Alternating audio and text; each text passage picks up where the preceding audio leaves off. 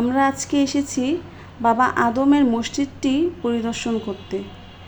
বাবা আদম মসজিদ মুন্সিগঞ্জ জেলার রামপালের অন্তর্গত রিকাবিবাজার ইউনিয়নের কাজী কসবা গ্রামে অবস্থিত।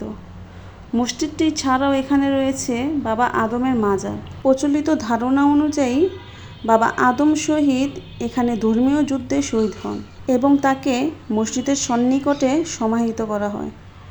নির্ভরযোগ্য তথ্যের অভাবে এই ঘটনার ঐতিহাসিক প্রমাণ করা কঠিন। কথিত আছে, বল্লাল সেনের রাজত্বকালে বাবা আদম নামে একজন প্রভাবশালী দরবেশ এদেশে আগমন করেন। ঘটনাক্রমে বল্লাল সেনের নির্দেশে বাবা আদমকে হত্যা করা হয়। এজন্য তিনি বাবা আদম শহীদ নামে পরিচিতি লাভ করেন। বাবা আদমের মসজিদের সন্নিকটে মসজিদ প্রাঙ্গণের দক্ষিণ পূর্ব কোণে একটি নবনির্মিত ক্ষুদ্র কবর আছে। কবরটি বাবা আদম শহীদের মাজার বলে পরিচিত।